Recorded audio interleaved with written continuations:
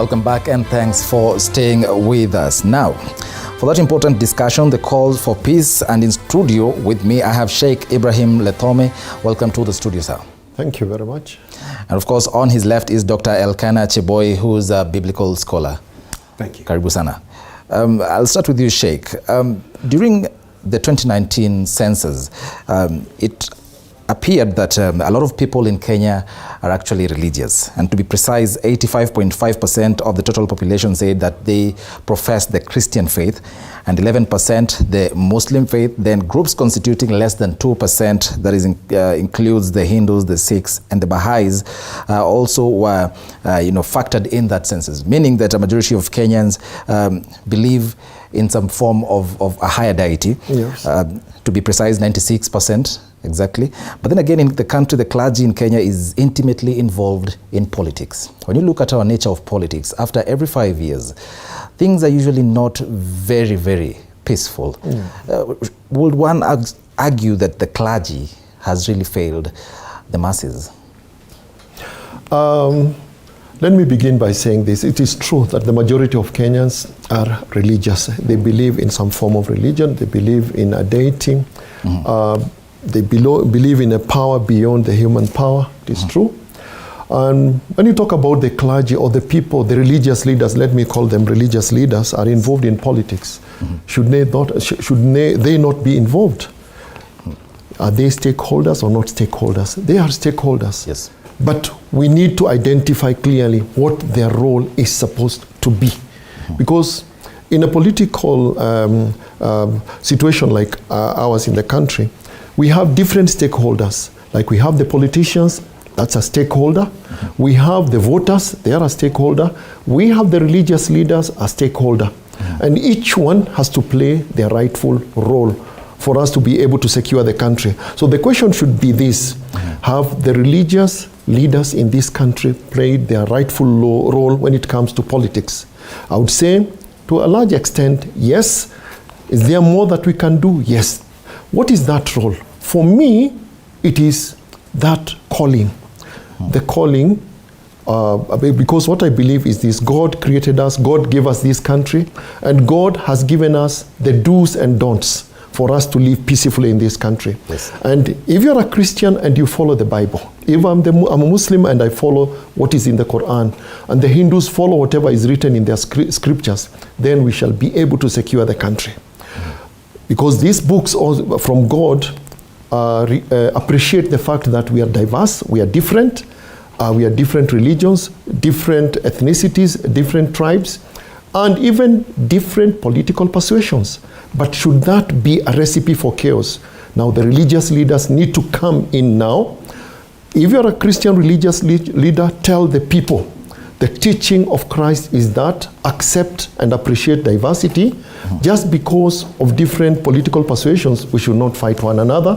Fear God in whatever we're doing. Love your neighbor as you love yourself.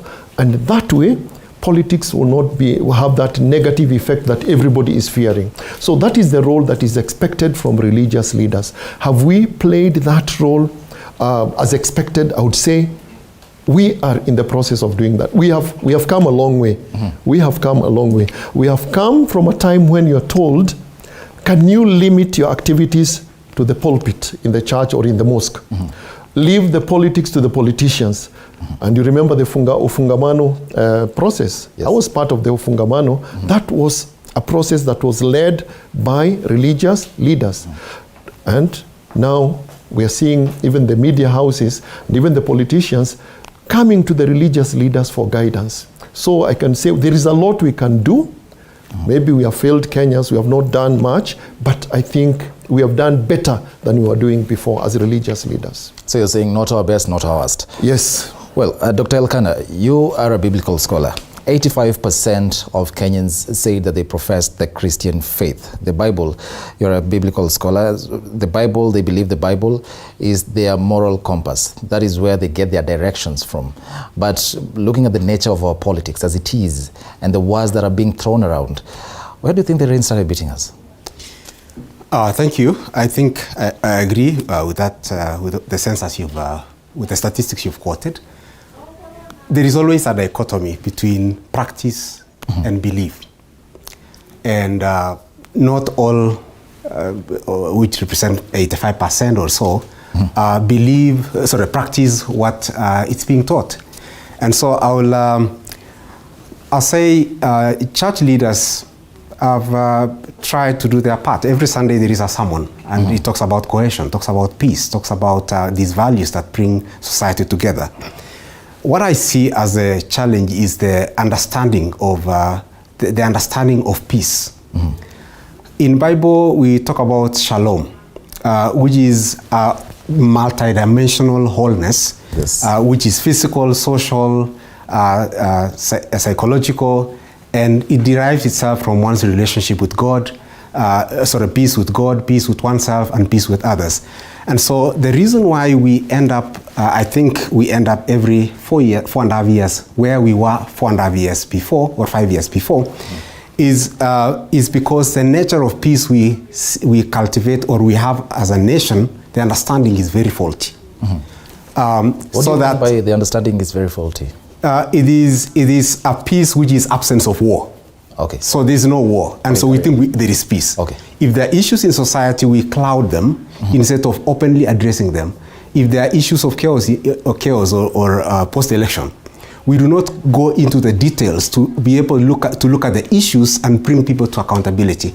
And so we cover the wound, and if there is a problem, we cover it, and without addressing the real issues, which will deal with bringing people together. And I will agree with what Sheikh said, is this issue of diversity. How do we deal with issues of diversity to be able to bring peace in a society? We should be able to see the sameness of our essence as a people first before we see the areas of differentiation. And if we are able to see that you are my brother, you are my sister, and although we have areas of differences, but there are more that puts us together than differentiates us. So I think, yes, if true peace was there, then we would not be ending up after every other election to where we formerly were. We should be able to progress and move forward. Okay, and you've raised a very important issue here, saying that our understanding of peace is quite faulty. The absence of war is not necessarily peace. But then again, you look at reports like the Truth, Justice and Reconciliation report. In fact, I've been looking at most politicians who are vying for some of these big seats. Some of them are mum about that issue. Like you're saying, that is basically us sweeping things under the carpet. And then again, they come and blow up after every 5 years. From where you sit, do you think the clergy is doing enough to ensure that such reports are implemented? I think there needs to be, there's more to be done. Okay. In that regard, and it is multi-sectoral. It's not just the clergy. They can approach that from the dimension of the church, but I think it is a conversation that the all nations should be engaged on reconciliation, on cohesion, and openly interrogating the reports and see what the recommendations, and be able to follow through to ensure that the recommendations of such reports are actually implemented, to be able to see that there is true peace in our nation. I mean, we are tired about being every other election. You see people traveling because of travels informed by fear, and you see people just in case. You know, you move just in case. So the clergy have a role to still play in this nation, but also I will also say that there are many other players. Media has a role to play in nation building. Yes. Well, Sheikh, we have some very progressive ideas. Our country has some very progressive ideas. We formed the National Cohesion and Integration Commission, NCIC. A lot of words have been thrown around. Politicians referring to each other in derogatory terms. We've had others call others Mganga, there's Mwizi. But that commission, that particular commission has come under fire. It's been told, or rather has been accused of going for the small fish, for people with, the common man with a Facebook account or a Twitter account. But then again, the people, the big fish, the people who really hurl insults at each other, insults that are very, very dangerous and could plunge the country into trouble. They are let, free. They are set free. I want to hear your views on that. I think I want to agree. In Kenya, We don't suffer from lack of legal or administrative frameworks. We have one of the best and progressive constitutions anywhere in this continent, or maybe even in the world. We have institutions that have been created by the Constitution of Kenya, and they were informed by certain mischiefs that we wanted to address. For example, if you look at the preamble of our Constitution, and I was part of the Ashpal Guy team, it talks about our diversity. We wanted to address something because of the conflicts that we were having before that. So the preamble says very clearly, proud of our ethnic, cultural, and religious diversity. The name of God is also mentioned there, because in the earlier constitution, Reverend, there was no mention of God. So believing in God Almighty, it's there. I know the atheists have another idea, but they will not succeed in this one, I believe. Then we have that beautiful chapter 6, leadership and integrity. If you look at some of our leaders, actually, they should not be leading if we were to implement that. So our problem is not lack of institutions or legal frameworks or administrative frameworks. Our problem is when it comes to implementation. We have that institution, NCIC, that was created to address that mischief, that big problem that could plunge this country into problems. Hate speech. Deal with hate speech. Is the institution there? Yes. Has it played its role? The answer is no. So we need to interrogate ourselves as Kenyans, because I don't want to point a finger at the institution, because that institution is being run by Kenyans. Okay? They are part of us. So are we helping that institution in implementing or playing its rightful role? The answer is no. Me and you and others are not playing our role. What is that role that we're expected to play? As a religious leader, I have to stand up and put it on its toes. Can you play your part? Remember, you took an oath of office and you are answerable before God. Kenyans are waiting for you to see action on this.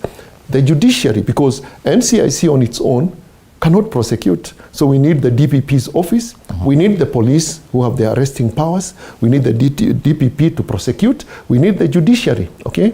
Now, where is the problem? I think we as Kenyans, as the Reverend said here, we just sweep that under the carpet and we believe things are okay. We do not address the underlying root causes of our problems. And we wait until the problem comes again. So one of the biggest problems that is bedeviling this country, including institutions like NCIC, which was created with a very clear mandate, very good intention, is the way we treat people. This is a big fish. We cannot do anything to them. We go for the small fishes. Again, corruption. And I'm not trying to suggest that the NCIC is corrupt. But you know, corruption is not only when something material is exchanged. Yes. Even when justice is not meted out. For me, that is also corruption. So we need to, I think it's a culture that we have, that justice is only given to the big people, a person who holds an office. Our constitution is very clear. No one is above the law. But when it comes to practice, some people are above the law. Or some people are even the law itself. That is the problem. And you've sat in a committee that birthed the current Constitution of Kenya 2010. Those mandated with implementing some of these laws return us back. They say there are some bottlenecks. We lack legislation. I'm sure you have ideas. Yes. There have been several calls to amend the Constitution. Yes. But then again, it depends on which side, which political faction one supports to see the usefulness of implementing the Constitution. But still, I'm sure you have ideas on what can be done to ensure that issues like Chapter 6 of the Constitution are implemented without people crying that, you know, we lack legislation, Waheshimiwa cannot investigate themselves. What can be done to remove such bottlenecks? Okay, number one, amending any laws. These are man-made laws. This is not the Bible, it's not the Quran. We can amend it. Man-made laws can be amended and should be amended if you feel there are certain loopholes. Yes. But the problem is when we politicize that amendment, then we have a problem. And that's why you find people either supporting an amendment or not supporting it, depending on the political side you are in. That is the problem. Can we stop politicizing issues that are affecting our laws, issues that deal with amendment of our laws. Then the other problem is leadership. Because when you talk about legislation, it is the people that we elect, the people that we shall be electing the day after tomorrow. Yes. These are the people who are supposed to go and legislate. But if we are going to elect people, not because of the value that they bring, but because that person belongs to my tribe, that person gave me this and that, then we go wrong. Because these are the people who will go to parliament, yes, and they forget why they were elected. And because of the favors they gave us, we have no face to tell them, come on, we are going to recall you. Because our constitution clearly says we can recall a person who fails to perform their duty. So again, it's certain our values also as Kenyans. Why do we elect leaders? Do we elect them because they are credible leaders, or because of what they've given us, or because they belong to our tribe, or because there was a euphoria and we followed that euphoria? So actually, I think we need to re-examine ourselves as a society, because these leaders are not coming from the mass or from another country. Yes. They are part of us. So we are as good as our leaders or as bad as they are. So when you see, the leaders are a reflection of who we are. So we need to re-examine. Is all lost? I would say no, all is not lost. And I think each one of us should play their role. As religious leaders, we should keep on telling the congregations that every Sunday, every Friday, every day, gather before us. Because religion is not, I was just telling Reverend, religion is not just about going to heaven. I have to live in this world. Religion is about living in this world. And part of that living in this world is electing credible leaders who will perform their duty well and who will obey the law. Okay. Well, thank you. Dr. Elkanah, I want to take you back to what the Sheikh said, that, well, in as far as the clergy is concerned, we are not at our worst, we are not at our best. But there was a time, he was part of the Ufungamano initiative to bring reforms to the country, and during such days, the clergy was at the forefront to fight for reforms. But then again, there are some people who argue that the clergy could be afraid of the state because of the guaranteed freedoms of worship in the country, compared to other countries where freedoms of worship are not guaranteed. Is that true? Is that the case, that the clergy probably is afraid of the state, or some leaders, it's afraid of criticizing them openly because Kenyans have been guaranteed those very, very special freedoms of worship? Thank you. I think when you take an historical dimension, I tend to see that every generation has challenges of their own time. The church leaders of that generation had issues that perhaps needed confrontation. Before when you engage in any warfare, you've got to be able to determine the nature of the war you are fighting and the weapons you're going to use. Okay. And perhaps their time called for a more combative approach to issues in society. Now, as opposed to a more diplomatic way we see today among church leaders engaging in state matters, I think even with the Bible, the first instance, if we have issues, is to be able to resolve at our own level.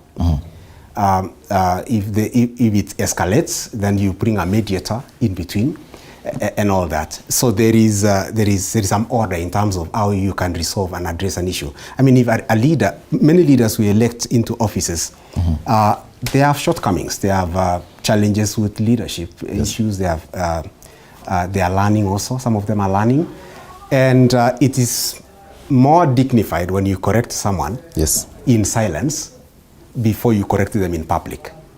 And if that is the approach used today, I think we should not be hard on the religious leaders of our time for not being like their predecessors in the past generations, because perhaps we're dealing with different things. But again, even with that kind of engagement, I think if the leadership does not listen, I think the approach shaped by our predecessors is still the correct one. To be able to call a wrong. Yes. And ask the government or whichever arm of the government is wrong, being told that this is wrong. Yes. And so they should be, church leaders should be able to have that confidence of being able to say this is evil, and because of that, that they should not be afraid to even spoil the relationships. Okay. Yeah. Well, thank you, Sheikh. There is usually no contest during the voting exercise. That will be on the August of 9th. That is on Tuesday, a day after tomorrow. But then again, all hell seems to break loose during the results transmission or the announcement of results. What do you think should be done differently this time round to ensure that the Independent Electoral and Boundaries Commission really manages the expectations of both Kenyans, the ordinary Kenyans, and the leaders? What can be done differently to ensure that there's no disruption of peace? Yeah, thank you very much. But before I respond to that, the issue of the clergy being afraid of the freedom of worship from the leaders. Let me correct you. That freedom is not granted by any leader, any political leader. It is in the Constitution of Kenya. Just look at the Bill of Rights, chapter 4. It is there. So I don't think any person, no matter how powerful they want, they can take away that. The reason I've asked that is because there are many constitutions that grant the same privileges to worshippers, but then again, when the state decides to crack down on religious groups, it happens. Oh, okay. I just wanted to make that correction. Now, what should be done? Because the tension will be after when the results are being transmitted in. We have different stakeholders that have been charged with the responsibility of making sure that the country is peaceful, that we go through this period peacefully. Yep. We have the security organs. Let them play their role. Okay? The religious leaders, like they have been doing, I'm happy. The whole of today, people have been praying for peace, and we shall continue doing that. IEBC, a very critical stakeholder in this, the referee. All eyes will be there. Number one, it's human nature. When there is no information forthcoming where people expect information, people will speculate. So let them not leave room for speculation. Share as much information with the public as possible, and it should be timely. We should not leave room for speculation, okay? Yeah. And then make sure you don't act in a suspicious way, because every Kenyan is watching. And and we are living in a world whereby we are living in the information superhighways these days. Information is being transmitted. Some of the information that comes is genuine, some of it is not genuine, so it could be very misleading.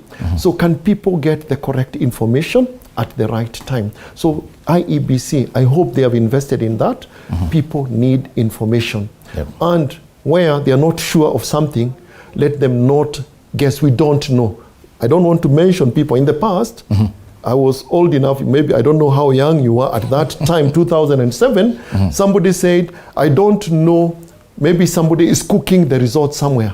And this is an official. Imagine the CEO, I mean the chief returning officer, the chairman of IBC talking like that. You see, so you ask yourself, if the IBC chairman said, I'm not sure who won the elections, then we don't know who won the elections. So they should avoid anything that can create tension. So IEBC, you're supposed to be a freed, what do you call it, an independent commission. By then we used to have Electoral Commission of Kenya. Now it is the independent.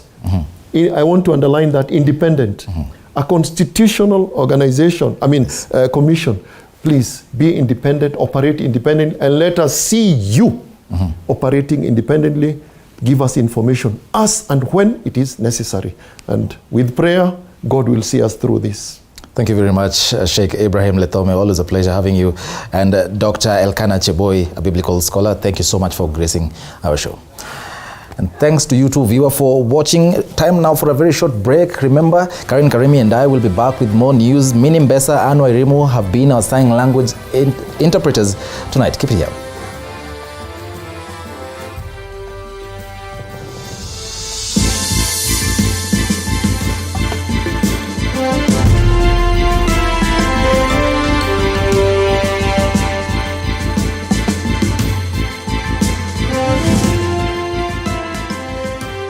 You are watching TV 47, the home of untold stories.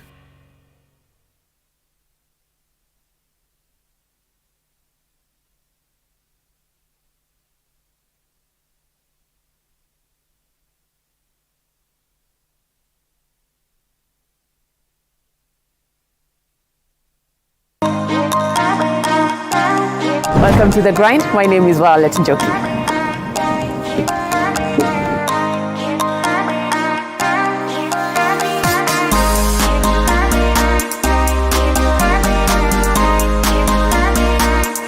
At first, it's always a tedious process at the beginning.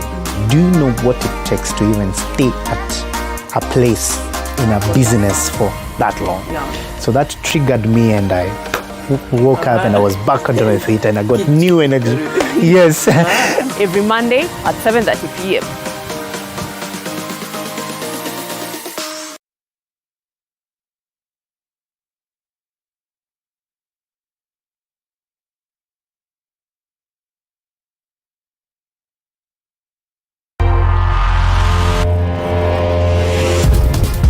The moment is finally here. Years, months, days. Tuesday is the day. The deciding moment for Kenya.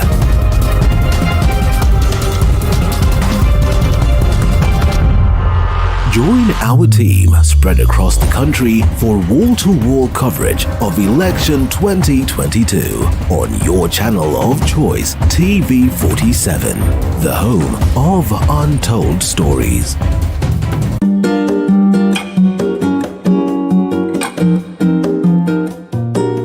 My name is John Nyogot, Head of Commercial Department. Fellow Kenyans, all we need from you is peace during this electioneering period. Vote, go home, and maintain peace because Kenya is bigger than all of us. Thank you.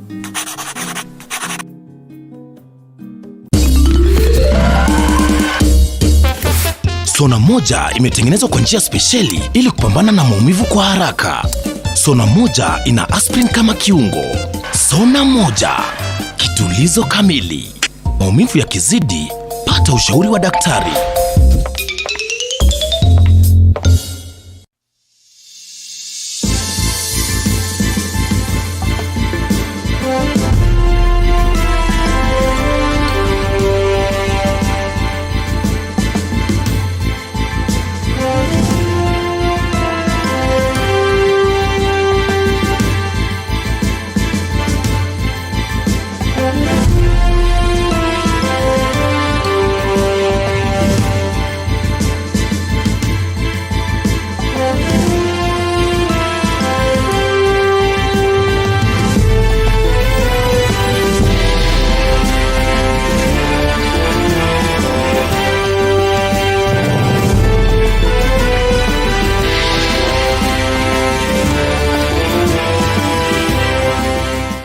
Je, maumivu ya kichwa na kukosesha amani?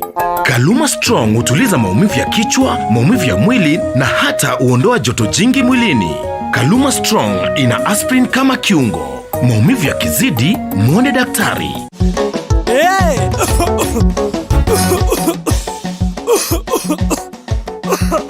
Kaluma King Herbal Lozenges zinazo nguvu maradufu kutuliza kikohozi, vidonda vya koo na mafua.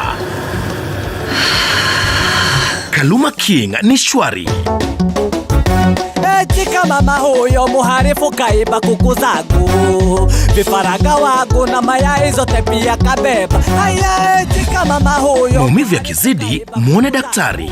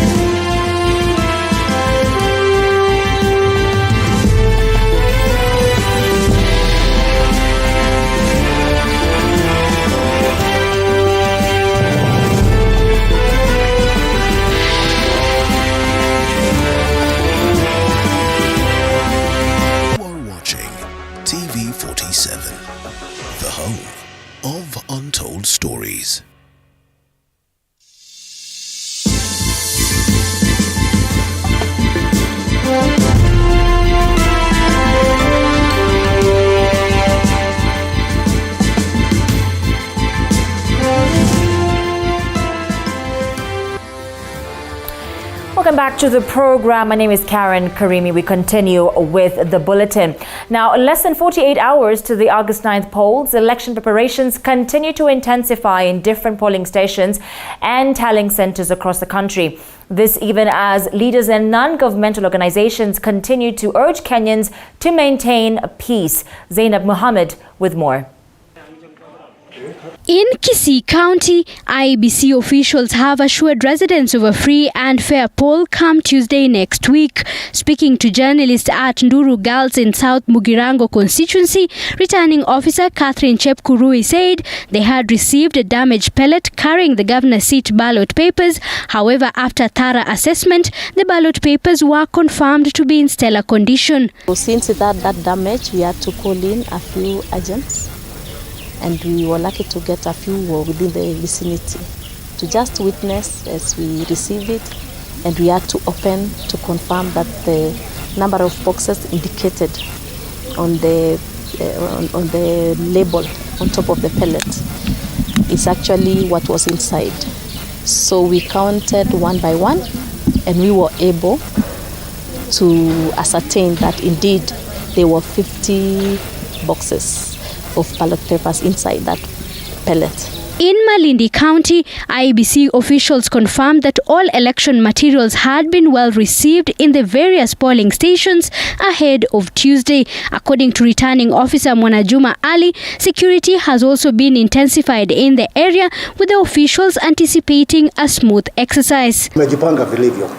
We have enough officers. I have a team of 400 officers. Including 40 GSUs. So if you add those, they come to around 400, exactly 400 actually. So they'll be patrolling. All the polling stations will be manned by 2 armed officers. All of them. We have 167 polling stations. And all of them are taken care of. So we don't expect any trouble. In Lamu County, residents have raised concerns over leaders using witchcraft to secure different political seats. According to the residents, the leaders who use the assistance of witch doctors in and out of the country compromise the electoral process. Naamini kwamba mtu anaweza kufanya ushirikina na akashinda uchaguzi. Kwa sababu ingekuwa jambo hili hakuna, wanasiasa wengi wanaenda kukutwa kwa waganga na washirikina. Kwa hivyo it means that wamefanya na wamefaulu. So ni kwamba inalingana kwamba umeenda kwa mganga gani na mshirikina aina gani. In Baringo County, Senator Gideon Moi has called on residents to maintain peace before, during and after elections. Speaking in Kabarnet, Gideon has urged Kenyans to embrace the election results no matter the outcome. Sisi zote tujue kwamba tarehe 9 itakuja na pita. Na bado utakuwa ndugu yangu, bado utakuwa jirani yangu, na maisha bado itaendelea. Hii tu ni event ambaye nyinyi taamua, wale ambao watakaa, wale ambao watapumzika, lakini Kenya itaendelea. Kirinyaga woman rep Wangui Ngirishi has called on residents to turn out in large numbers on Tuesday in order to elect leaders of their choice. Ngirishi said failing to vote is choosing the wrong leaders. Waweke amani na wale ambao wanataka maybe wanajipanga kuiba kura ama kuleta furugu katika polling stations. Nataka kuambia the government ichukue wajibu wake wa make sure kwamba there is peaceful elections. Now IEBC wafanye zile ikuwe ni elections ambazo ziko na uhaki na ukweli. And in Murang'a County, bodaboda operators have committed to ferry voters from their homes to polling stations come Tuesday next week. The over 3,500 bodaboda riders said they will prioritize the sick, the aged and the disabled in order to give everyone a fair chance to exercise their democratic rights. Vijana na wazee wa bodaboda, tarehe 9 mwezi wa 8, tuamke asubuhi mapema. Mimi nawawekea petroli asubuhi mapema. Kama kuna mama mzee, kama kuna mtu mlemavu, tafadhali tuwachukue, tuwapeleke polling station, wapige kura na tuwarudishe nyumbani na tuwarudishe kwa amani. Zainab Mohammed, T47.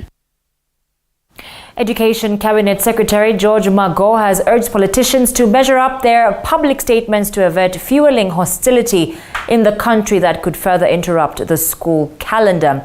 Now, Magoha, who spoke after commissioning a new competency-based curriculum, that's a CBC classroom at Juja Farm Secondary in Juja, Kiambu County, insisted the need for politicians to tone down insults to avoid plunging the country into pandemonium. Let me plead with all of them, the big, the small, the popular and the unpopular, all of them, that when you accept to compete and you are more than one, there can only be one winner. So you must be prepared to either win or lose. Being an African is very difficult because where we borrowed the democracy, it is not a big issue. Of course, you will then say, what about the Americans? But by and large, I think between now and the time when we have a new government, I would want to beg the politicians to measure what they tell the public. Because whoever wins shall be our leader for the next 5 years. And I strongly believe that leaders are given by God, because it is only God who knows whether